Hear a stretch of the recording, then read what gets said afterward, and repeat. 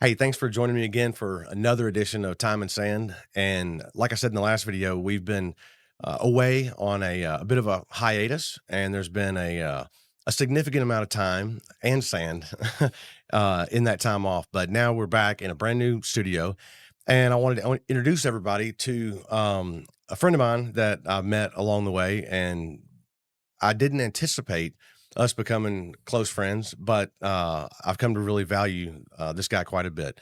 So my buddy Brandon Sutton is here to join me. Hello, thanks Br- for having me. Brandon, thanks for coming in and joining me. Yeah, studio's great. Love your spot you got here. Yeah, Yeah. thank you. So tell everybody who you are, what you do. Yeah. So originally from Indiana. I tell people I grew up as a heathen. So I grew up, just we weren't Christians. We weren't, church going people. I just grew up kind of in love with my sin, in love with the world, and great family growing up. Brother, mom, and dad stayed together. But I just early on became very attracted to things that were destructive for me. Okay. And I guess this is my story. If you wanted to hear just a Yeah, little absolutely. snapshot of it, um, and I got into drugs and alcohol really early on in my life. And long story short, they just became my absolute destruction, and caught in that addiction cycle, and led to a lot of arrest and heartache, and just really just a lot of suffering for me personally. Yeah. When I was 21 years old, after a lot of trouble, the Lord saved me and just completely changed my life. I mean, I was an active everyday user and couldn't do otherwise. And, drinking, doing drugs. And then it was like overnight, Christ saved me, delivered me. I've been sober for almost 19 years now. And I say all that because who I am today is because of that. So Okay. I'm a pastor, as you know. Yeah. And The reason I'm a pastor is because I believe in Christ and his message and the message of the gospel. I believe in the local church. And so I've been pastoring for the last 15 years, 40 years old. So I'm not a young man anymore, not an old man yet. I don't know if I knew that. So if you're 40 now and you started pastoring fits, began pastoring when you were 25? Yeah. Wow. Yeah. I don't know that I've all the conversations that we've I had, I don't don't recommend it. There's other easier paths? No, it's not so much I don't recommend it for the guy. I don't recommend it for the church. Okay. Yeah. Don't hire a 25-year-old. Oh, I see. Um, yeah, maybe. I don't know. But I definitely didn't know much, Okay. very inexperienced, but I thought I knew everything. And so what I lacked in knowledge, I made up for in confidence. Don't we all? So your conversion story, so, Mhm. because obviously your life now is a complete opposite from what it was before. Yeah. So how did you go through that change? What brought you through that change? Yeah. What led to your conversion? Well, so I was dabbling with drugs and alcohol from the age 14 to 16 and just doing it recreationally. It wasn't a major problem. It was something I could take or leave. But when I was 16 years old, my mom was diagnosed with stage 4 cancer Mm, in her brain and her lung, or yeah, her brain, her lungs, her lymph nodes, and it was terminal. And so she's 41 years old. They gave her 3 to 6 months to live. I'm 16, and it wrecked me. right. I didn't know what to do, and so what I did was, especially as she started getting chemotherapy, my mom was 6 foot tall, 250 pounds, like, she was a big woman. Okay. She, one time when I got caught stealing cigarettes from the local IGA, she came and she pinned me on my stomach, was on top of me, grabbed my hair until demanded I tell her what I did. And I say that because she was strong. Yeah. She was, I mean, she probably could have taken a lot of men, you know what Yeah. I mean? And then I watched her get chemotherapy and just dwindled down to nothing. Yeah. She lost her hair, she got skinny, she was weak. And so I never wanted to be at home. I tried to stay away from home as much as possible and drink and do Mm, drugs and just numb myself from. I didn't realize exactly that's what I was doing at the time, but mm. it was just an escape. And so from 16 to 21, I just developed a really, really bad addiction. Started getting arrested all the time. I got arrested like 12 times in that time frame. Spent like 6 months in jail. Just I barely graduated high school, and everything I was doing, it just wasn't working. Losing jobs, losing girlfriends, losing relationships. I mean, I just was making no traction in the world, hopeless. And actually, that's when I moved to Tennessee for the first time. Okay, where were you before that? I was in Lebanon, Indiana. Indiana. Yeah. Okay. Yeah, I'm from Lebanon, Indiana. Okay, now you're not far from Lebanon, Tennessee. Well, I live in Lebanon, Tennessee now. So, Okay. um, my grandmother, she visited me when I was in the jail, and, she was really, she hated to see my condition, and she just offered me to come live with her here in Tennessee. She lived in Mount Juliet off Nonneville Road, Okay. and, she's like, "Just come live with me." She lived by herself. She's like, "Just live with me and get your life right," and she didn't know what she was taking in. She was taking a 21-year-old alcoholic Mm, that could become a terror if I started drinking again, and so I took her up on it. I drove my car down, I followed her. She was driving her Buick Rendezvous, and I followed her, and, it was April 15th, 2007, and I've been sober ever since. And it was just by the grace of God because when I moved down here, I wanted to drink so bad. I wanted to do drugs so bad. I got a job at the Kroger down the street mhm. and doing that. I was going to AA meetings and then I got invited to a church. And somewhere along the way, man, something just clicked and came to know the Lord. And it was like one night I was just deciding if I trying to determine if I was going to go out drinking again because I got a call from an old girlfriend, and she gave me it was this girl I've been messing around with for years, and she laid all of her stuff on me, and, like, my go-to in times of trial was always go drink, like, this problem came, she laid her mess on me, I'm gonna go drink and numb this, and that's what I was thinking about doing that night, but for some reason, I just had this inclination to turn to the Lord, and so I turned to the Lord that night, I said, "Just do for me what I can't do for myself." Hmm. And I woke up in the middle of the night, and I was just all I can tell you is I was just changed immediately. The desire to drink was gone, the desire to do drugs was gone, and all of a sudden I knew the Lord, and it was like, this completely new relationship and new power I had in my life. Like I had hope and I had joy and I had total freedom from substances. I had no desire to do any of those things anymore, and I haven't had them since, like, Oh, it just left. okay. Yeah, I mean, and it was bad. Like when I say I was a drug addict, one of the things about drug addicts is they have an obsession of the mind, when it comes to substances. That's why they continue to do them because they can't get their mind off of it. Sure. And mine was bad. I mean, it was like, I had tunnel vision. It was just drugs and alcohol. That was it. And the Lord just removed that. And yeah, just from there, my life just got significantly better. Okay. So you said you were at church one night. What type of church was that? It's actually the Journey Church that's in Lebanon now. Okay. They were in Mount Juliet at the time. Okay. So a non-denominational Yeah, church. Southern Baptist. Okay. Yeah, All right. yeah. So, so you get saved. What takes you from your salvation experience Yeah. to then becoming a pastor? Yeah, that's a good question. So when I got saved, I was still working at the Kroger and I was working night shift. And so I just started having desires to tell people about what the Lord had done in my life. I just had strong, desire to share my testimony, talk about the Lord. And then I started, just having the kind of these daydreams of visiting my old friends I used to drink and do drugs with and ministering to them. Mm, I just started envisioning myself ministering to them the gospel that saved me. And then fast forward about a year, my mom, who had actually didn't live 3 to 6 months, she lived 6 years. She's now in her final days, and I get a call to come home because mom's not going to make it much longer. And so I'm driving home, and in that moment driving home, the Lord just a strong, strong inclination, like you're going to speak at her funeral. And so I just had this burden I wanted to speak at my mother's funeral, even though she hadn't passed yet. Just sensed that was coming. And then I came home and spent the last few days with my mother and the coolest thing is I had been sober by the time she died, I'd been sober a year and I knew the Lord. I remember she's on her deathbed and just telling her, just whispering in her ear, just mom, you can go be with the Lord. Your son's fine.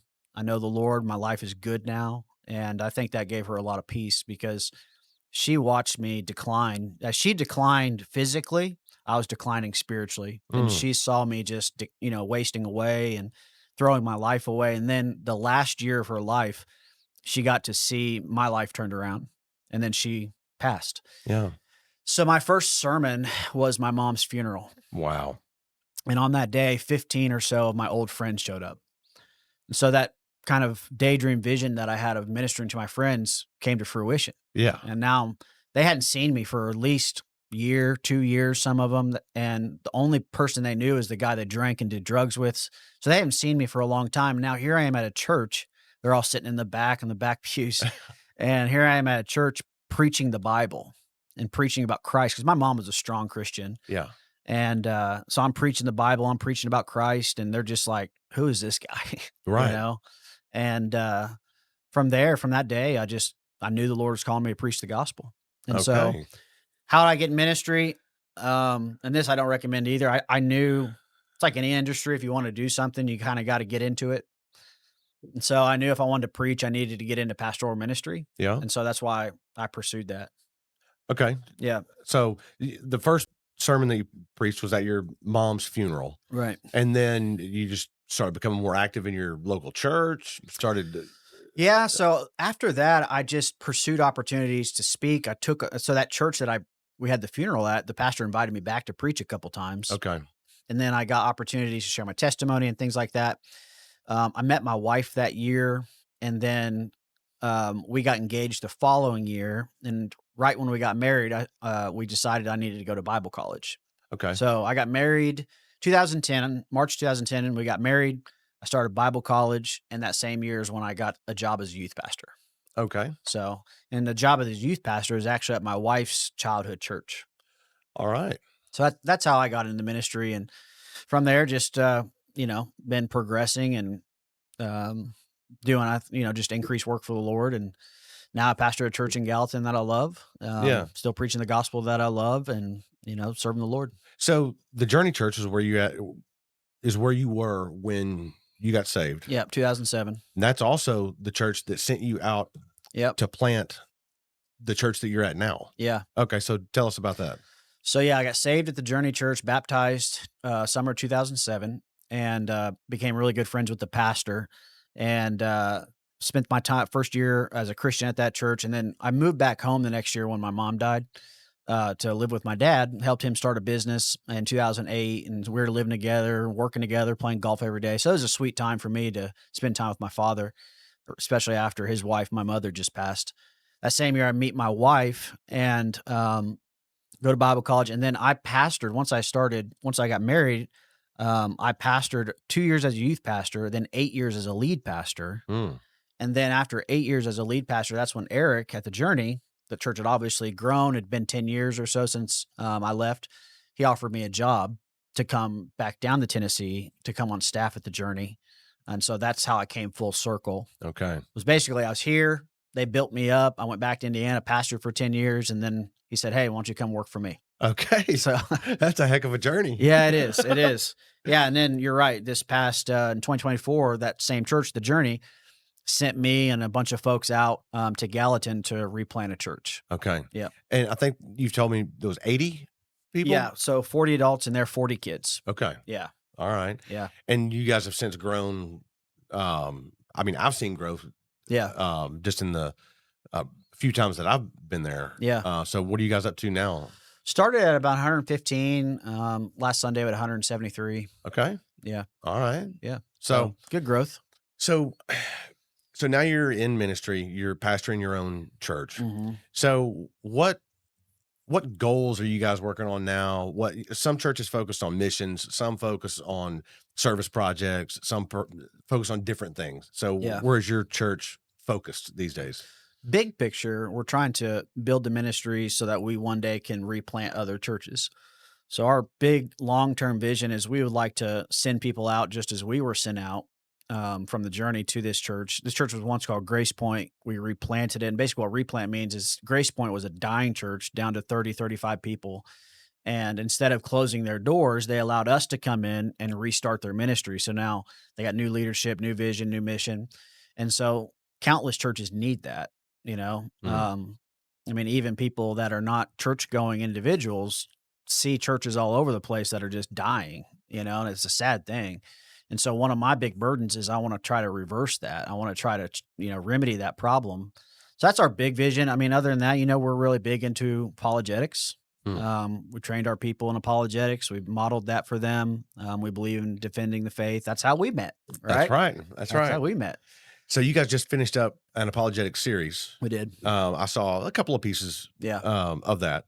So I think now people understand kind of who you are, what your path has been and that kind of thing. So I want to tell them a little bit about how we met and where we've been since then. So, Yeah, my audience knows I'm a very outspoken atheist and walked away from my faith 5 years ago. yeah, And when you and I first met, it, it I can't say it was my intention at that point yeah, to to call you friend yeah, and value our time together. yeah, Since then, my mind has changed about that, and I very much appreciate the time that we get to spend together and the yeah, conversations that we have. But most people don't do that. yeah, Most people don't intentionally get with somebody whose worldview is essentially polar opposites yeah. of their own. So, um, what draws you to conversations with atheists specifically? Atheist or you? Well, we'll get to Okay. me Okay. in just a little bit. Well, let me ask you this: what is your just general opinion Mhm. of non-believers? Not necessarily atheists, Yeah, and certainly not me specifically or any of the people you've met yeah, in these. yeah. But when you just think about the world and think, okay, you've got believers and you've got non-believers. What is your Right. general opinion of non-believers? Well, I mean, so theologically, I see every human being created in the image of God, and I see every human being as having high value, dignity, and worth because of that. Um, I think that, like myself, apart from Christ, they're lost. And, I know what it's like to be lost. I was there. And so a lot of Christians, they grow up in church and they don't remember a time they didn't trust Jesus. That was not my story. Like, Mm, I was lost as lost could be. And then the light turned on. And so I see, I see myself in them, and I see someone who's walking in the dark and Christ has given us the light. And so I have a lot of compassion for them. Particularly, I enjoy talking with atheists, and we've talked about that, but I don't have a disdain for them. I have more of a compassion and a desire to love them and to share Christ with them. That's how I see them. They're people, yeah, yeah, they're people, and just like me. And I truly believe the greatest need every man has is to trust in Christ. So that's why I do what I do. yeah. So you're motivated to get out there. One, you're evangelical, and Mhm. so you're in some way duty bound to Yeah, spread the gospel absolutely. and share your faith and that Yeah, kind of thing. But there's a lot of evangelicals. Most of them don't go out and engage in conversation and yeah, that kind of thing. But that's where you and I met. So I put out a couple of messages on Facebook yeah, that said, so the area of town, the area we live in is a very religious area. There's churches on many corners. And yeah, so I would say it's a religious community. But so I would put out there on Facebook that, hey, I'm in this community, but I'm a non-believer. I'm an atheist. And so if anybody would be interested in a conversation about that, I'll be down at Panera Friday at 6 o'clock. I'll have on a bright green polo. Come yeah, see me. And so you and your pastor team, yeah. so you and Keith and Josh and Ben, Yep. um, all came in and what, kinda eavesdropped a little bit, seen what those conversations were like a little bit, Well, the first and time I met I was at Beer Works. okay. Yeah. It It was at Beer Works. I remember we showed up and Ben, well, we didn't expect it. Ben sat on the panel with you that Yeah, night. yeah, you guys all walked in, Yeah. and, we spoke briefly, and you guys told me y'all were all pastors, Yeah. and I asked you if you would be interested in sharing your opinion, Yeah. and so Ben said, "Yeah, I will." So, yeah, first time we ever met, I put one of your pastors on the panel with us and I said, "Well, know. come on up, man, have a Yep. microphone." When Tell we were not surprised that Ben went up there. Right. Knowing him now, Yeah. I'm not at all surprised either. So what do you find in these conversations?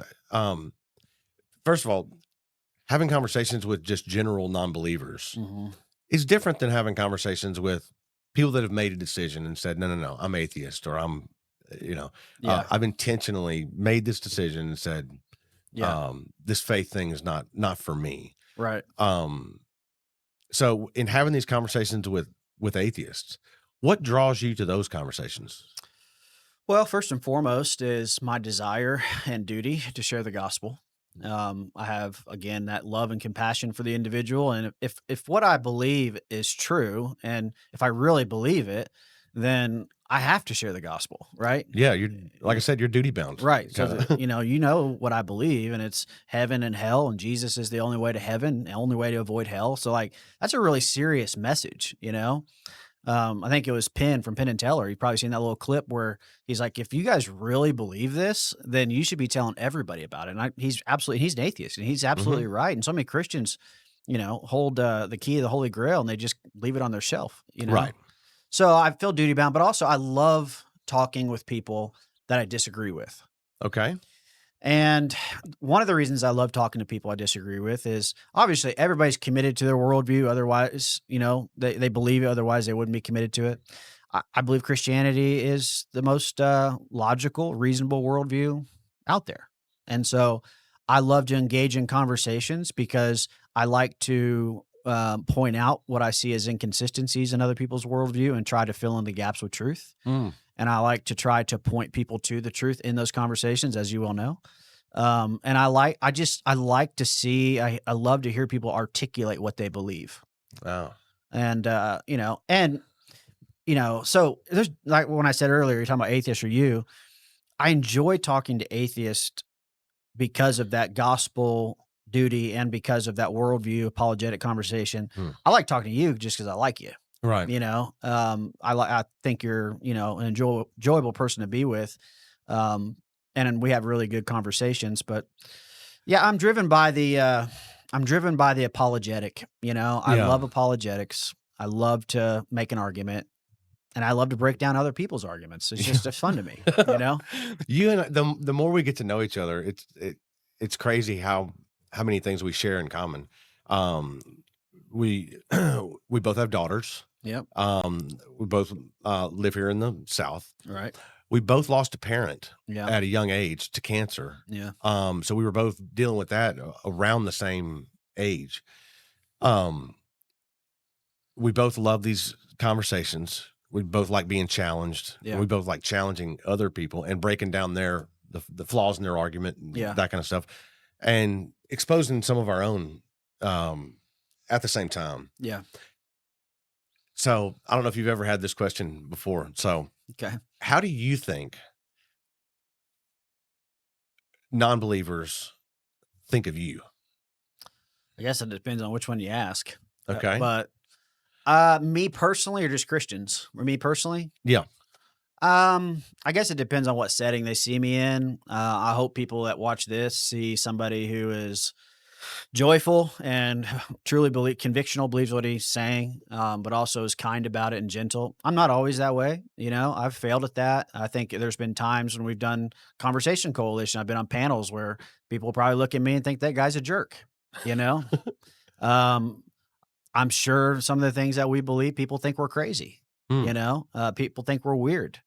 And that's fine. I think overall, I'm stuck with this face. It's all I got. Hey, You know, I know the feeling, man. My it's daughter told me one time, it's like, Dad, I think it's just your face. it's my What? face. I get it. I've accepted it. I fought against it for years, but now I accept it. Now, one of the things I realized over Christmas break, we went to the mall. With this face, none of those vendors in the middle of the mall approach me. Right. And so I don't ever get stopped by them. You're So right. that's where this face benefits me. But in other circumstances, like, I'm supposed to be kind of a public figure in certain venues. And, Yeah. sometimes this gets in the way. Sometimes this tells a story that's not going on in here. Exactly. You know what I mean? Yeah. It betrays us. It does. It makes us seem unapproachable. It does. And then when people actually take a minute to engage us, they find out, hey, wait, he's not all that bad. Yeah. Yeah. So Well, and that's what you have found. Like, you didn't care for me much at first, probably, sure. And we've gotten to know each other. That's generally people that don't like me. If they take time to get to know me, that's what they discover. I think once I found out that I could be frank with you Yeah. and tell you exactly what I was thinking. Yeah. And of course I want the same from you. I never want you to pull punches with me, and you haven't. Yeah. But I oftentimes find myself needing to pull my punch a little bit because I don't want to I'm not trying to offend anybody. I'm not trying, but I do want to speak plainly, but not everybody responds well to that. Yeah. And the couple of times where I said, look, Brandon, I'm just gonna speak plainly with you. This is what I'm thinking. And you took it like a champ and said, Yeah. "Okay, well, I'm glad you told me that, and let's talk about it." Yeah. And so I Yeah. think that helped a lot to open up the conversation between us and at least let me know, Yeah. like, I mean, you can just talk to Brandon and you can tell him what problems you're having, what flaws you think are in his theology, and he's not scared of the questions and he's not Right. scared of the challenge, and so that helped us a lot open up. And I think the same for you. I don't ever want you to pull punches, and I think you see that. And Yeah. so I think I told you one time, one of the things I like about you is I always know exactly where I stand. I know Yeah. exactly what you think, and Yeah. so Yeah. you don't have to sugarcoat it I'm for honest to a me. fault. My wife tells me that. Yeah, yeah. So, so going into this next year, I want people to at some point we'll come back in and you'll have a chance we'll have a chance to go through some of these theological questions Yeah. and areas where we disagree. And Yeah. so what do you think of other denominations? Now I know you chose Southern Baptists, Yeah. but there's Presbyterians, Methodists, Yeah. that kind of thing. Do you feel like you chose the right one? Do you feel like others are wrong? I feel like I'm in the one that I best align with. Okay. And that may not even be true, honestly. There may be some denominations that theologically I better align with now that I'm sitting here really thinking about it. But the thing about denominations, whether it be Methodist, Presbyterian, Baptist, um, we agree on the main things. Um, Now, of course, there are liberal Methodists, liberal Presbyterians. I'm talking about like Bible believing ones, Mm, conservative ones. We agree about the main thing. So we agree about who God is, right? We agree about how to be saved, what the gospel is, and we agree about what the ultimate authority in our lives is, and that's the Bible. Beyond that, I disagree with Presbyterians. They baptize babies. I don't do that. mm, Um, Methodists do the same thing. And so, like, we have disagreements on worship style and things like that. But it's like those are what we would call second tier issues. They're not, these make or break. You're not a Christian if you don't agree with me on this. mm. I think that one is more biblical, and that's where the disagreements are, and that's fine. Um, but I if it, here's where I stand. If a church upholds the Bible as God's word, if they worship the Father, the Son, and the Spirit, the one true God, and they proclaim the true gospel of Jesus Christ, that's a church that I call brothers. So when a Okay. church deviates from these things, those three big issues, that's when I start to have a problem. Because you think about it, if a church is defining God differently than I do, then we might have two different ideas of who God is, Right. right? If their church is defining how to be saved differently than I do, then we're proclaiming two different messages about Mm, salvation. And if a church is, has a different opinion on the authority of the Bible, not interpretations, because I have many brothers, many sisters in Christ who believe the Bible is God's word and we differ on interpretations. That's not what I'm talking about. I'm talking about, do you believe this book is God's word? Um, those are the main issues. Other than that, we're brothers and sisters in Christ. We're all going after the same things, even if it looks differently in some locations. okay. Yeah. Yeah, I had a years ago when my wife and I were attending church, we were looking for a church home, and we visited a church, and the pastor there, I think in their new member class kind of a thing, described their church as they major on the majors and they minor on the minors. Yeah. So, Yeah. and same thing, he kind of laid out three or four key points, Hmm. and so these are the important ones, and these are Yeah. not. Yeah. Um, The thing about denominations is denominations are actually good. So we're sitting in a Methodist church right now, yeah. and I'm on a Baptist church.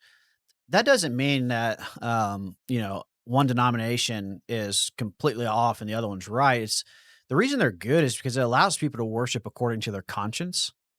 So, for example, let's say you have an elderly Christian couple and they're used to singing hymns and they want to see babies baptized. Like that's what they grew up with. And then they come to my church and we're singing contemporary songs with a worship team Hmm. and we don't baptize babies. We may agree on the gospel, we may agree on the Bible and who God is. Oh, we agree on all that, but they're like, yeah, this is just not right for me. This is just now, if we were the only church that they, around, then they would probably come because that's where the Bible's being preached. but they have options where they go, you know what, love what you guys are doing. God bless you. But there's a church over here that more aligns with our convictions. Mm, And I would say to them, God bless you. Go be with them. okay. That's where I think it gets a little bit exaggerated when it comes to Christians and how many different denominations there are and how many different opinions. Because it's like having, if you have a brother, and I think you have siblings, don't you? Yeah. So I have Sister. you have a sister. That's right. I have a brother. Our households look different. You know what I mean? They run their household differently than the way I run mine. You run yours differently than your Yeah. sisters, but you're still brothers and sisters, right? We're Hmm. still brothers.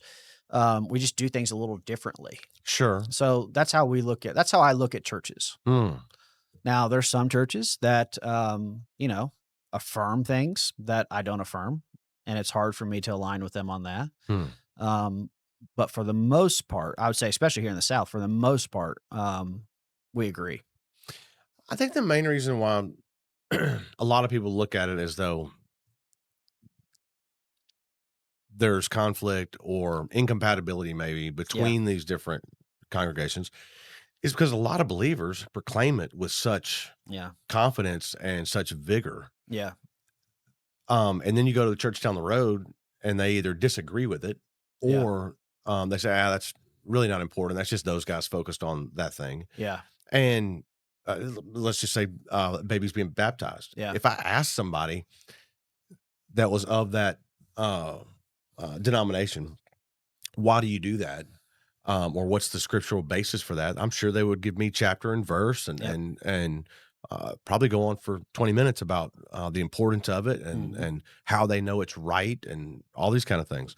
Um, then you ask somebody of a different denomination and they'll just shoot that down. yeah, And it's like, hey, if this stuff is the word of God, like you said, and inspired writings and yeah, that kind of, you would, for me anyway, from the outside looking in, you would expect some um, cohesion or some agreement yeah, on some of these things. yeah, yeah. I think there is that cohesion and agreement on those first tier issues. Well, here's what I will say about those individuals who uphold these, what we would call second tier and even third tier issues as if they are cardinal doctrines. I think it's immaturity, Okay, and so so they're too passionate about something that's not absolutely, that's not critical. absolutely, You would consider, in fact, so the baptism of babies, you would right. consider that a second or a third tier Second type. tier. Okay. Yeah. So just to break it down, first tier issues are God, the Bible, the gospel. And if we don't agree on those things, then I'm not confident you're a Christian. Mm, Then there's second tier issues like baptism, worship style, the Lord's Supper, philosophy of ministry. It's like we can disagree on those things. I still believe you're a Christian. We're just going to go to two different churches. okay. Third tier issues is we can disagree on these particular things and still go to church together. Mm, So I don't agree with everybody. No, in my church right now, not everybody agrees with me on everything I say, but we agree on first and second tier issues, which is why we're in the same church. okay. So, but what happens is people get a hold of these, like I'm sure you've heard of the rapture, Yeah. big one, right? There's this notion, there's this belief in Christianity, and it's the predominant belief in the United States that one day Jesus is going to secretly rapture the church out of the world. It's going to be instantaneous. It's going to be, unpredictable. People are just going to be gone, right? I don't believe that. I don't think the Bible teaches that whatsoever. And so that's fine. But some people are so adamant about that. Like if they hear me say that, they're going to call me a heretic. They're going to say that guy doesn't know the Bible. And they're going to say that I shouldn't be a pastor. And it's like, whoa, hold on. I actually I have views on that and I have good reasons. This is not a first tier issue. To me, it's not even a second tier issue. I have guys in my church that believe the rapture. I have members that believe that. This is an issue of you see things one way, I see things the other, but you have elevated this to such a high degree, you're making this an issue of whether or not I'm even a Christian. Mm, And I think that's immaturity, okay. honestly. I don't know if we've ever explored your end times Oh, yeah? thoughts before. Yeah, So you don't believe in that there'll be a rapture? I do not. Really? Well, not in the sense that most people think. Okay. Yeah. Tell me about that. So most Christians believe in the whole Left Behind series, Yeah, I've got right? a I thought I copy was of getting it ready to say, right don't you behind. have Left Behind right behind? I thought I saw it. Yeah. Um, That I keep all the Christian books on the Christian side, and I keep I all the atheist books over I'm here. seeing that now. I'm seeing that now. I can feel the power behind me.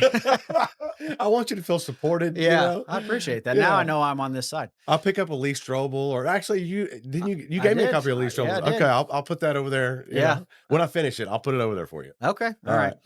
Alright. No, so the predominant view in the United States is that there'll be this secret rapture, and then there'll be this 7-year tribulation period in which the Antichrist will rule and reign through the world to be chaos. And then at the end of 7 years, Jesus returns to defeat evil and establish his 1,000-year kingdom. Okay.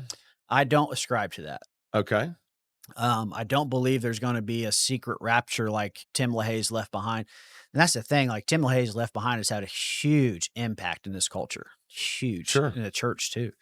But what's interesting is this whole rapture theory is only about a couple hundred years old. Hmm. It didn't show up in the church until in the 1800s, going all the way back to a man named Darby and then to Schofield. And so it's a whole thing. But, Christians, when they see a doctrine that like 200 years, that's pretty new Yeah. to Christianity. Yeah. And so that should raise immediate red flags that nobody in the history of the church believed this for the first 1800 years at all. Should raise red flags. Okay. So no, I don't believe that at all. And, I'm in the minority. Okay. So what do you think do you think Jesus is coming back? There'll be an end to the world? Absolutely. Okay. Yeah, absolutely. I think Jesus will return. And I think that when he returns, he will establish his kingdom on earth. Yep. Okay. I think that there will be a visible bodily return of Christ, and that when he returns, he will judge unbelievers and believers, and I think that he will then establish his kingdom and reign for all eternity. Okay. Yeah. So, I mean, you believe Jesus is coming back, but just not in a secret rapture where everybody just Right. disappears real quick. Right. Um, Yeah. Yeah, and as a Christian, like that would be what I would consider a first tier issue. Like you have to believe Jesus is coming back because the Bible is so clear about that, Mm. and it's a cornerstone of the gospel. But I don't have to believe in this secret rapture theory that so many people do believe in. Well, speaking of Jesus coming back, I mean, we'll get into not that I'm going to challenge you. I want to find out your thoughts on things, right? Challenge me. Yeah. What we're going to they're going to see you a lot, so I'm sure we'll get into different things. But All right. so I've heard that Jesus told his disciples Mm-hmm. that he would be returning, Yeah. and that some people who were there right then, that he was going to do that in their lifetime. In their generation. Yeah. Some of you here won't taste death, I think was Right. the wording, before I return again. Am I Right. understanding that wrong? And that's what he said. Okay. That's what he said. And so many people look at that and think Jesus was referring to his ultimate return. What I think Jesus was talking about there was he actually returned in judgment at 70 AD when the temple was destroyed. So it's a historical, well-established historical fact that in 70 AD, Rome destroyed the Jewish temple. Well, I know that. You know that. Yeah. So Jesus predicted that in his ministry. All the gospels were written before that. So Jesus predicted, his disciples came to him and said, "Lord, look at the temple. Isn't it beautiful?" And he said, "You think it's beautiful? I'll tell you that not one stone will be left upon the other." Basically said this temple will be destroyed. Yeah. And then they said, "Tell us about that." And so then he predicted the coming of armies and surrounding Jerusalem. He predicted people leaving Jerusalem for the mountains. And that's exactly what happened in 70 AD is the Jews messed up and they went against Rome, and Rome just had enough of them and slaughtered like 1 million of them. And many of those Jews fled to the mountains. I've actually been to the mountain in Jerusalem, or in that part of Israel where they fled, and they burned the temple. They destroyed it. They burned it. And so what Jesus was referring to is that was his judgment on Jerusalem. So it was a return, not his ultimate return, but it was a return in judgment because he was ultimately judging Judaism for rejecting him. And it was a transition from the Old Testament to the New Testament because now the new covenant is in place with him as Messiah and him as Savior. This is why I say some people that are unbelievers listen to me and think we're weird because we say stuff like this. Well, I mean, just to give you my perspective, it feels like, moving the goalpost. or just smuggling something else in. Yeah. You know, I'm going to return, and some of you here will still be alive when that happens. Yeah. And then an event over here happens, and now a Christian tells me, well, he was referring to this thing over here. He wasn't talking about his, Yeah. or he was, but it was in this way. It feels a bit like a shell game, you know. Yeah.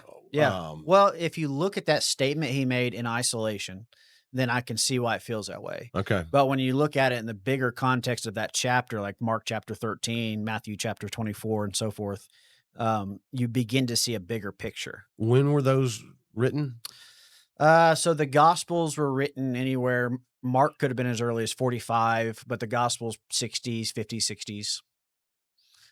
Okay. John was written much later, but the synoptic Gospels, Matthew, Mark, and Luke, which those are the ones that contain those prophecies, Hmm. they were written prior to 70 AD. And what that means And that's is, kind of a sticking point right there, because if it was written after 70 yeah, AD, yeah, then somebody could have easily just written the story yeah. to correspond with Well, and a that's the thing is prophecy. Jesus's predictions are so accurate that people accuse those gospel writers of writing after. Okay. Yeah, they're so, and it's amazing because he not only predicts the destruction of Jerusalem, he predicts the Roman army coming and surrounding Jerusalem, and this will be the worst thing that Jerusalem's ever seen. And so it's really incredible. We read it, me and you, when we went through Yeah. Mark a little bit. Um, but yeah, I think that's what Jesus is referring to, and that's the way prophecy functions in Scripture. Prophecy is really weird. It will like give this prediction, and you think like, "Oh, okay, this is the prediction Jesus will return," but it has an immediate, like a close fulfillment. That's kind of a type or a preview of the ultimate fulfillment. This is how prophecy works all the time. Hmm. So they'll give a prediction, and then the prediction that they're looking at is way down here, the big event. But then something smaller happens closer first, that's actually kind of a preview to the thing that will happen. So a great example is Isaiah says the virgin will conceive and give birth, right? And then Matthew quotes that and he says that's the virgin birth of Jesus. Well, Isaiah said that 700 years before Jesus. And many scholars believe that in that time there was actually some kind of miraculous birth in Isaiah's time that he was talking about, because it was something he was talking about to the king of Israel 700 years before Jesus, had nothing to do in his mind with this, coming son. The king asked him, "Hey, we're getting ready to get destroyed by this army. How do I know the Lord's with us?" And Isaiah says, "The virgin will conceive and give birth. That's how you know the Lord is with you." And then there was a miraculous birth in Isaiah's time, but that was the small preview that then pointed forward to the big one. And prophecy functions like that a lot in Scripture. I think prophecy could be a little bit misunderstood. Yeah, Um, if we leave here and go to the steakhouse, and I tell the waitress that I want a steak, and then later on she brings me a steak, yeah, that wasn't a prophecy. That was no, just, yeah, or if you're writing about this tomorrow, yeah, and you say, and Gary said there will be steak, and then there was steak. It's like, well, yeah, you're able to see the event. yeah, That's the same thing with uh, the fall of the temple. hmm, If that was written afterwards, yeah, then it's easier to write that in sure, as prophecy. And so when there's fuzzy, we're not really sure, that kind of thing, yeah, then people are obviously going to test that against what they know can happen. yeah, And then the most likely scenario is, well, they wrote that because they already knew that was happening. yeah, And, wouldn't it be amazing if somebody had prophesied this thing? yeah, That's probably to us, that seems like most likely, yeah. and the most unlikely thing would be your Yeah, opinion yeah, of yeah, somebody able to predict all these events and yeah. those kind of things. And so, Well, that's like I said, is Jesus' prediction about the destruction of the temple is so accurate that people do accuse the writers of pinning that in after it happened. sure. Um, but when you look at what's the most reasonable timeline, what's the most reasonable date for these gospels, you see that it's actually before 70 AD. Like most scholars um, tag the gospels long before 70 AD happens.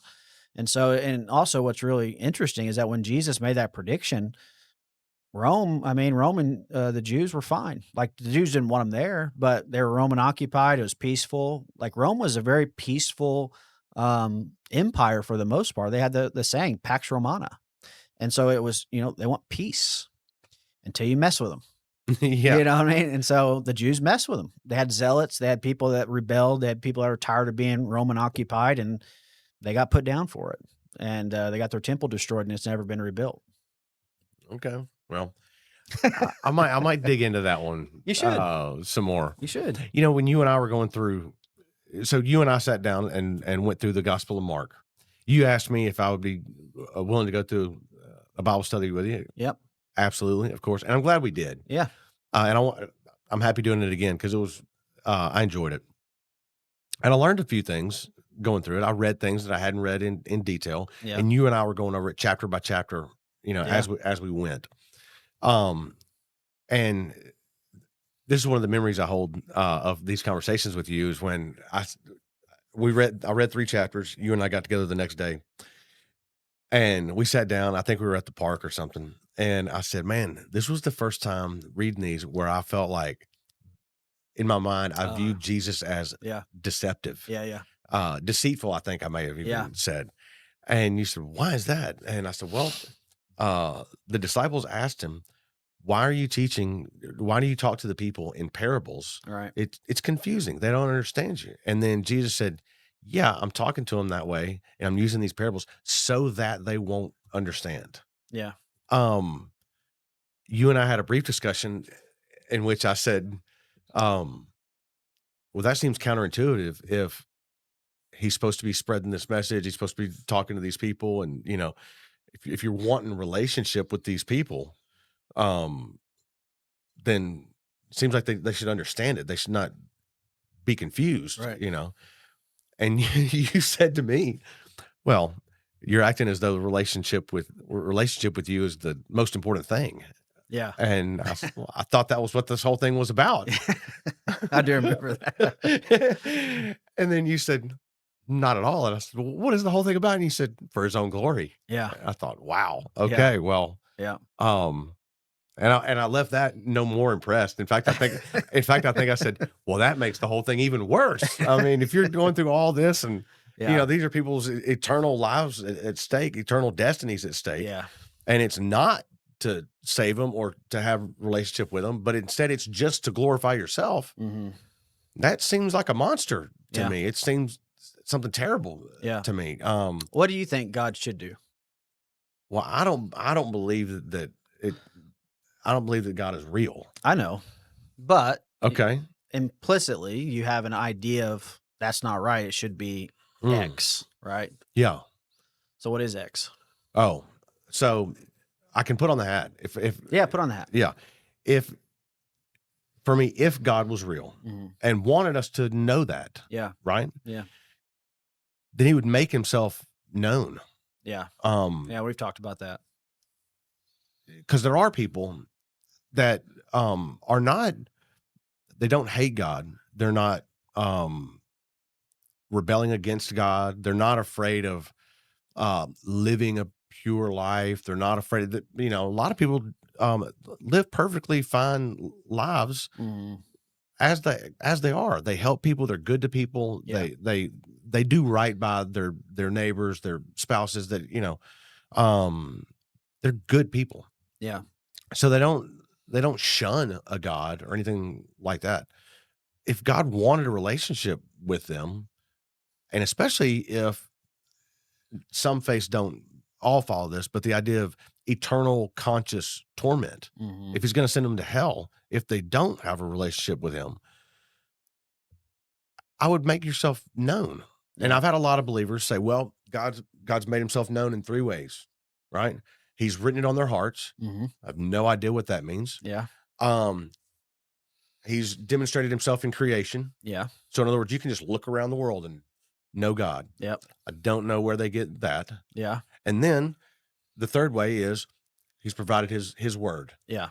And there's holy books everywhere. Yeah. There's holy books. There's the Book of Mormon. Yeah. There's the Quran. There's dozens and dozens of versions of the Bible and Mhm. translations and changes and all that kind of stuff. So so I don't understand these 3 ways that Christians tell me that Yeah. he has revealed himself. Yeah. And so I would make it more known because I feel like there are a lot of people that, were God to make himself plain to them, Mhm. that, they would accept that. What they don't accept is, the same as you wouldn't want them to accept if, the Mormons came knocking on their door. You would say, "No, Yeah. no, no, refuse that," Yeah. right? And various other faiths. I know Christians that don't consider Catholics to be Christians. Yeah. So even you would tell them to refuse all of these other faiths. Well, for non-believers, we're on the outside looking in, Yeah. and we're seeing all of these things, Yeah. so you ask me, what do I think God should do? Mhm. Make himself known, make Yeah. himself plain. I kind of I kind of think of him as the all-time hide and go seek champ, Yeah. Yeah. because I can't find him, Yeah. and some of us actively look, and that's also one thing that I think gets misunderstood about a lot of atheists. Yeah. Um, you mentioned Christians a little while ago that can't remember a time where they didn't believe. Right. They've just been brought up in the church like that, and they've just always believed. Yeah. Um, most atheists that I know, they've taken a lot of time to contemplate any data, any information. It's not something that we take lightly. Yeah. I was at dinner the other night with one of your pastors, Keith, Yeah. and he and I were talking, and I said, well, I'm sure you're familiar with Pascal's wager. Mhm. And he said, oh, yeah, absolutely. And I said, well, if you're on the winning side of that, like, hey, look, even if my belief is wrong, no worries. Yeah. If there's nothing happening after death, then what do I have to lose? And I told him, I said, that must feel really nice, being on that side of it. Yeah. But if you're going to make the decision to be on the other side of it, you take it seriously Yeah. and you spend a lot of time. So I honestly feel like I see that. I spend more time thinking about religious issues, theological subjects, researching these things. How do we know what we know? How did this belief come to be? You spoke of a belief that's only been around about the rapture. It's only been around a couple of hundred years. Right. We dig into all these things, so we take it very, very seriously. Yeah. So what do I think God should do? Make himself known. Yeah. Show up. Yeah. So, Well, we read the Gospels together. And well, so the first. well, yeah, We'll we read but I'll go through the others. okay. I'm gonna hold you to that. I gotta Okay. finish your evolution study first. Yeah, yeah, yeah. Well, first, we'll Um, finish that first. so as a Christian, we believe God did make himself known in the ways that you've described, but he also made himself known in the person of Christ. And look what they did to him. So, talking about if God is real, make himself known and people would accept that, he came and he lived a perfectly righteous life in the person of Christ and they killed him. Well, so first of all, those people in that day Yeah. did that, not this guy, Yeah. not any of these.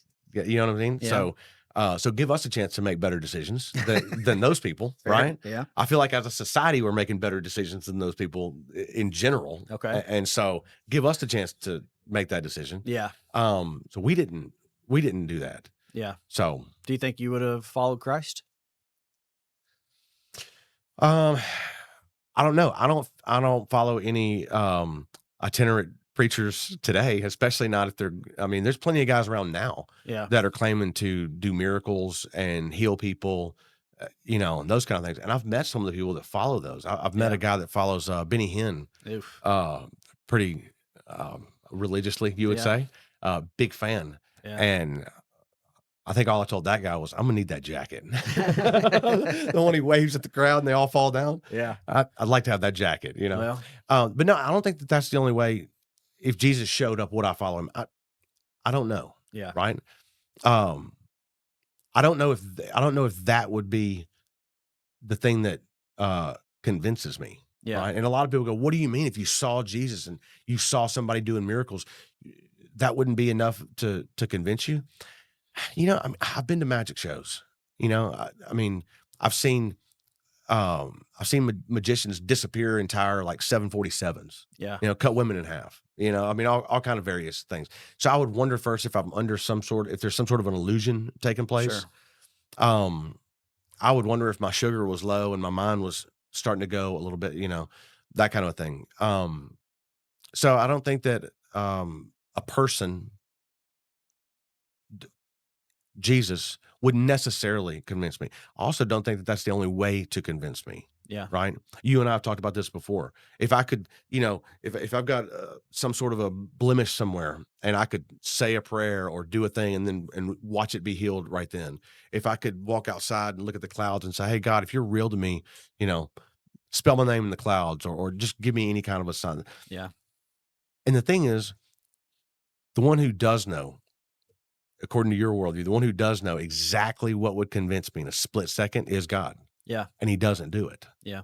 So, you know, Well, and this is where we talked about that. I don't think there's any amount of evidence or facts that can be presented to the unbeliever to make them believe. well, that's easy to say. It is easy to say, but it's also rooted in my anthropology, what I believe about human beings. So Okay. I believe that we're made in God's image, but because of sin, we have that image has been marred, and our spiritual life is dead. And so Hmm. we were designed to know God. We're designed with body and soul, and we're made to know Him and to be spiritually alive in Him. But sin has made us dead, and so the thing that God would do if He chooses to save you is not write your name in the sky. He would renew your heart. And then all these evidences that I see as valid, you would begin to see differently. Hmm. And so it's not so much like, let me see what I can present to Gary in a logical sequence. We do that because we value that. We value strengthening believers with those types of evidence. And I think God will use it if He so chooses. But at the end of the day, I know that if Gary is going to be saved, if anyone like you is going to be saved, then it's going to require God to do a supernatural work in your heart. Because I don't think that the unbeliever's aversion to Christianity is based on facts alone. I think it's based on a hostility and just a rejection of God. Hmm. That's what I believe, and we've talked about that, right? Sure. I think it's a spiritual issue. So when I was an unbeliever, I actually believed God existed. I would call myself a Christian, but if you would have sat me down and said, "Brandon, do you really think God loves you?" And if you would have pressed me on God's existence, I may have questioned it all. I definitely probably would have questioned, do I think God loves me? And Hmm. is God there for me? Because I saw no evidence of that, Right. you know? Um, so what changed? What brought me from, being this hypocritical, not even really believing the things that I thought I believed to full-time believer that's just completely changed? Well, I think God renewed my heart. And Hmm. that's directly connected to being set free from those sinful desires, because part of your heart being renewed is not only your mind is renewed, but your desires are renewed.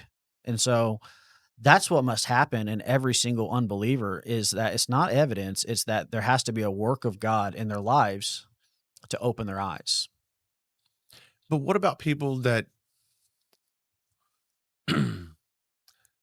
suppose somebody wasn't brought up in America? It's easy to say this, in the United States. Yeah. But if you and I were in India, most likely be raised Hindu, Mhm. right? Believing in many gods. Um, if we were in Pakistan, most likely be raised Muslim. Yeah. So there are people that clearly you would say are not Christians, Yeah. and they're not outright refusing God or shunning God in any way. Yeah. In their minds, they are devoting their lives many times. I know a kid right now who was raised Mormon, Mhm. and well, I know his dad, and who is also a Mormon, and the son is away right now on his 2-year uh, Mission trip. mission. Yeah. Now you wouldn't consider that guy a Christian, No. but he's obviously not shunning God. He's devoting 2 years of his young life. Yeah. He's 18 to 20 right now, prime of his life, and devoting that time to Could God. be. You Could know, be. in his mind, he's devoting it to God. Yeah. The people that are raised Hindu or Muslim or in their mind, they're devoting their lives to God because their parents told them that. Society is, the camp that surrounds them has reinforced it. Mhm. So they're not actively shunning God, and a lot of times they're doing the exact opposite of Yeah. that. I mean, So you're asking like, what do I think about them? yeah, are they shunning God? Like that kid on the mission trip right now that's Yeah. devoting his time and So think of it this way: Adam, you have Adam and Eve in the garden, right? yeah. They're created perfect without sin. When they sin, their entire lives change. So immediately their relationship with God is severed. And now they have sin introduced into their lives, and then everyone born after them is born into sin. Mm, And so that's a terrible concept to begin with. it is, well, it's a sad story. And the result of that is every single person, man and woman, born into this world is born in sin and born spiritually dead. Mm, Physically alive, obviously, but in terms of their spiritual capacities, they're spiritually dead. And what I mean by that is not that they can't be religious, is that they have no affections or love or desire to truly know God. mm, So what you see as, people that are religious, um, is not necessarily a desire to know the one true living God as much as it is a desire for religion. And sometimes here's, this is pulling out my Christian beliefs. I think that people of other faiths are led by demons. I think Islam is purely demonic.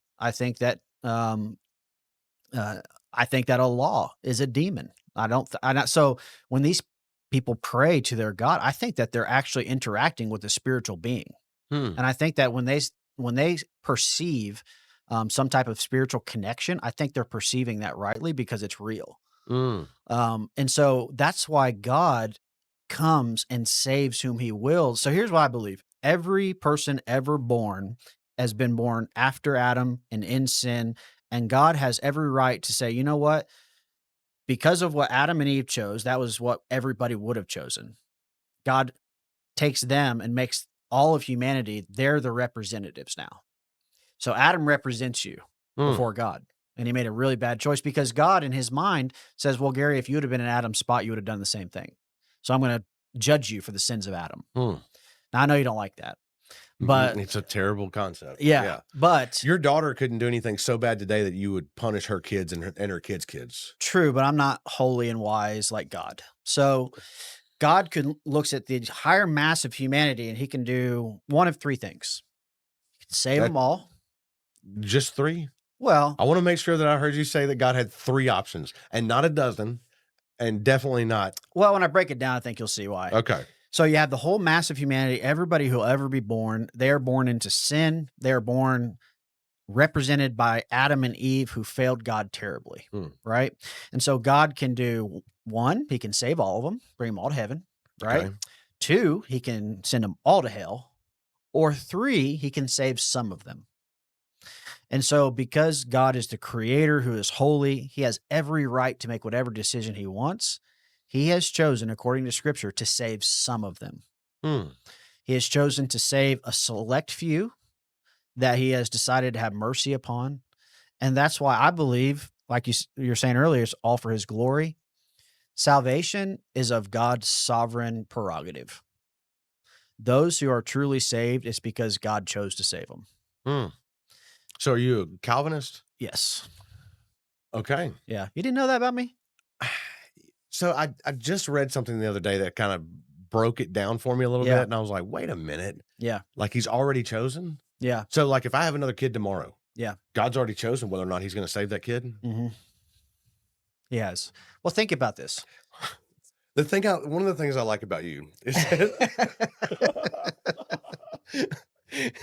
is that you're not interested in making God into this, soft, kind, weak, flowery Yeah. kind of a you know, Yeah. there's some things about God that you may or may not like. Yeah. So, Yeah. Well, yeah, I don't need to defend the Lord, it you know. true. Uh Scriptures time and time again said we have no right to question him, you know. And if he's creator, then that makes sense. Well, think about it this way. So put on your God hat again, and let's Okay, say God really exists. And okay, let's say God is everything we believe him to be, including all powerful and all knowing, right? So, we believe that he knows every fact imaginable. There's nothing that he can be taught. There's nothing he can learn. Mm. And so we also believe at one time before anything was made, before the world, before the universe, there was just God. It was just God and nothing else. And so the question would be, putting on your God hat, did God know he was going to create the world?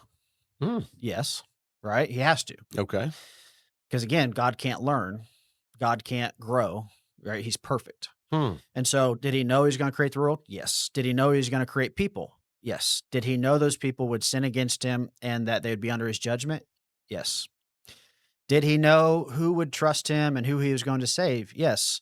And so, in eternity past, before any of this happens, everything is already mapped out in the mind of God. Yeah, I remember you telling me one time that hell was always part of the plan. Always, always part of the plan. Huh. Because if God is all knowing, then he's always known exactly everything that would happen.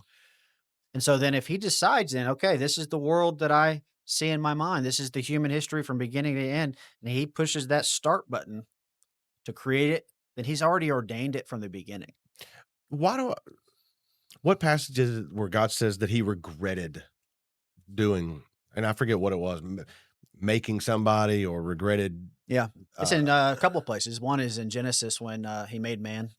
okay. He regretted that he made man. Well, if he already knows everything in advance, then why would there be any regret? He had time in advance to say, Yeah. "How do I want this thing to go? Yeah. I want it to go just like this, and I already know it's going to go that way." How Yeah. do you end up with regret in the middle of the story? It's not regret like you and I have regret because God is omniscient. So if you plan this day out to its minuscule detail and you had control over every detail, you wouldn't. And if something, let's just say in that plan, you decided to write in something that looked bad, you wouldn't have regret and like, dang it, I did that wrong. You would have regret like of the thing itself going bad. Like, so when God ordains all things to be, and then he says, I have regret, what he's doing is he's expressing an emotion on a human level that we can understand. And what he's trying to do is he's condescending to our level as children, and he is trying to show us his heart behind these circumstances. So at that particular juncture, God sees man in his sin and rebellion, and that he's going to judge him. And he says, you know what? I have regret because of this. But it's not in the sense of like I made a mistake. It's in the sense of I'm sad that they're like this. Mm. One thing you have to understand about God is he's the star of his own show. So when God's in eternity past, he writes the book from beginning to end, every detail of human history. Hmm. And then he writes himself into the story. And so then it's almost as if God is the star of his own show. Calvin said that creation is the theater of God's glory, and he's the star, he's the main attraction. And So I have a question. yep. So he writes the story from beginning to end. Mhm. He started with Adam and Eve. Yep. Adam and Eve have Cain and Abel. Yep. Kids, more kids. Society grows. Yeah. Kill everything on earth. Start over again with Noah and his family. Yeah. Why not just skip that whole first part? Just start with the Noah and after that. Now, I don't believe in Noah's flood. I don't believe that we've all, come from there. Yeah. But That's the story. it's according to your belief. Yeah. So, Why not just start with Noah then? yeah. I mean, I think what God is doing in the scriptures is one of the things he's doing primarily is revealing himself. So God is choosing to show us who he is, and the flood was part of that. Mm. The flood, he wanted to reveal part of who he is. So one of the reasons God ordained sin to be in the world was so he could reveal his wrath and his judgment.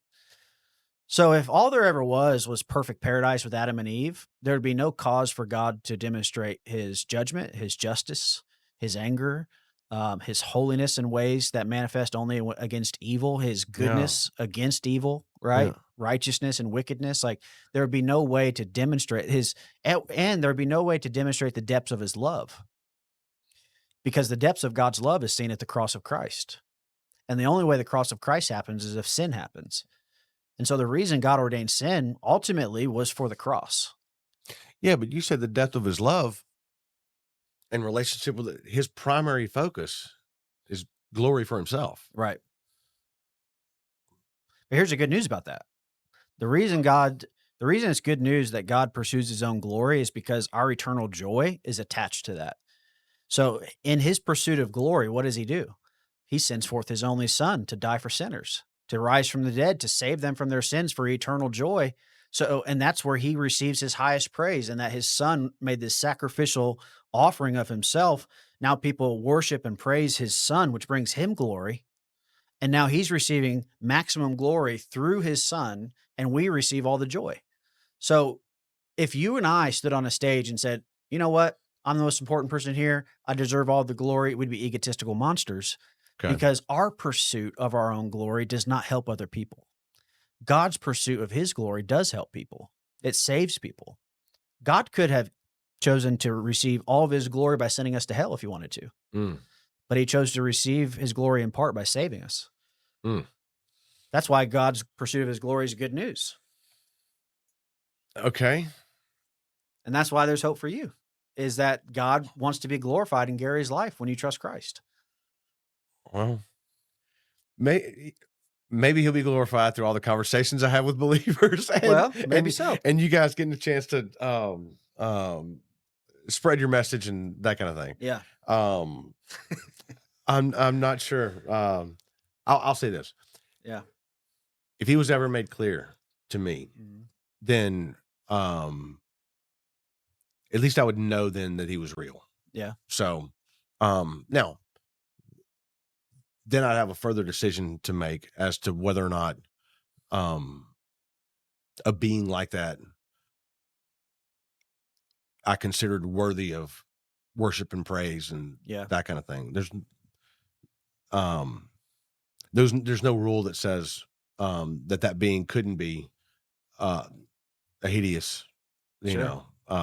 monster. Yeah. So but before I could want a relationship or desire, a relationship with a being like that, first I'd have to be convinced that they even existed. Yeah. And so um and then once that happened, I could determine, okay, well, now that I believe this thing is real.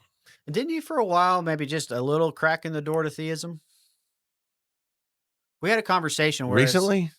for the last few months, I felt like we had a conversation where like because you've been the whole time I've known you, you've been hardcore atheist, Mhm. and I felt like there was a time, just a slither of time where you were kind of open and maybe the possibility to theism. No. Um very hard no. But Yeah. Well, maybe um I misread that. well, we can clear it up. So probably what you saw there was I started losing my disdain for believers Ah, for a couple of years, and potentially when you and I first met. yeah. I really did not value believers all that much. I had some very hard feelings against them. I felt like they were intentionally trying to mislead people most of the time. Yeah. Um, I'm sure similarly to how you feel about, say, a Joel Osteen or a Kenneth Copeland or a Benny Hinn or so, Yeah. you probably have some ill feelings towards a lot of those guys and like they're grifting, Yeah. and that's generally how I felt about most believers through meeting guys like you, Keith, who's on your team, and some other pastors, and having conversations with other believers, like my sister, very strong Christian, Yeah. um, and enjoying some of those friendships, Yeah. being able to talk openly about these types of issues like we've discussed today and challenge back and forth and that kind and hear at least their reasoning behind it, what makes the issues solid in their mind, Yeah. um, I has softened me a hair. And going through the Gospel of Mark and reading through a lot of other things, I messaged you a couple of weeks ago about Paul and Yeah. James Yeah. and Peter and the discussions that they were having Yeah. shortly after, 100 years after Jesus was crucified, and some of the not 100. because James wouldn't be around at that time, but Yeah. shortly after Jesus' Yeah. death Yeah. and the initial days of Christianity taking off and some of Yeah. the disagreements they had. So, I've become more the difference that you saw is I've become more fascinated by the story, the history, and I've become more accepting a little bit of the people and their beliefs. I don't agree with them, Yeah. but I value them. I value you and other believers, and I'm fascinated by the story much more so than I was even 2 years ago. Well, so can I tell you the biggest change I've seen in you since I've known you? What's So that? I've known you since February of 2025. So Okay. not very long, almost a year. We're coming up on our 1 year. We'll have Okay. to do something celebratory. Okay. Um, at that time when I met you, I would have described you as an anti-theist. Well, so I would have described myself that way also. So you, I mean, you explicitly said, I want to basically, you know, prove their religion wrong, show them that their belief system is wrong and strip them of that Mm, essentially. And which, you know, I didn't have any problem with because, sure. if what you believe is truly your convictions, then yeah, we're crazy people, and we need to stop telling people crazy things. And so I had no problem with what you were saying, other than I don't agree with it. Yeah. But over the time that I've gotten to know you, you have softened. Like you have, um, I remember at my house, it shocked me when we did the Gospel of Mark, and I said, Gary, you know that in these conversations, I want you to become a Christian. Like I want you to trust Christ. I want to baptize you. I want you to become like that, right? And you said, oh, of course, yeah. I said, and then I asked you this. I said, do you want me to be an atheist? And you paused for a moment, remember? And you said no, essentially because you like me for who I am. Mhm. And I don't know from your perspective if you consider that growth or going the wrong direction or whatever. I see it as growth, and I deeply appreciated that. I think that's honestly been a major catalyst in our relationship, is because I like you for who you are. Yeah. You like me for who I am. Now I do want you to trust Christ because value your soul and eternal salvation. Um, but that's been the transformation I've seen over time with you. Yeah. You know, Yeah, you're not off base there. And like I said, I think on some days, depending on things that are going on in the world, the anti-theist side of me Oh, I know, I've seen the text messages. can still I've gotten the snarky ones before. can they can still creep back in a little bit. Can I tell one? It's not, Sure. like, private or anything. Yeah. I remember, you got that big job, and I Yeah. said, "Man, the Lord has really provided." And you said, "No, I'm taking credit for this one. I'll Yeah. give him the cancer patients." I was like, "That's Gary the anti-theist." Yeah, yeah. He can have the cancer patients. I earned this one myself. Yeah, Thank you very much. yeah. Yeah, there's still some days I get it. where I kind of go back and forth between how opposed I am. Um Yeah, I think with people that are generally trying to love people yeah, and trying to do the best that in their eyes is the best thing that they can do, then I have a little bit more respect for those people. yeah, It slips back the other way when I see people that are just outright grifting yeah. and i- misleading people and things like that.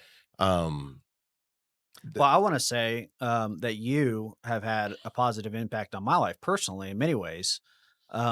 One, you provided a platform and opportunity for us to come and do what we love to do, and that's share the gospel and do apologetics, but also gave us an opportunity to bring our church with us to help train them and get them involved in this community, which I know you value too. mhm. That has had a huge impact on our church because they've been able to see us engaging with atheist unbelievers, but also you've had a personal impact on me because you've helped me to round off some of my harder edges too. Because you know how I can be, Sure. I can kind of be like a bull in a china shop, Hmm. and I don't need to be that way. I can be gentle and respectful, and that's actually, the main verse in scripture, 1 Peter 3:15, when it comes to apologetics, says we need to have a reason for the hope that's within us, but do it with gentleness and respect, Mm, is what it says. yeah. And oftentimes, guys like me leave out that gentleness and respect. You've helped me with that Oh, because, one, you've shown me that we can actually have genuine relationships with people that we disagree with. yeah. You know, I've never had an atheist friend. Okay.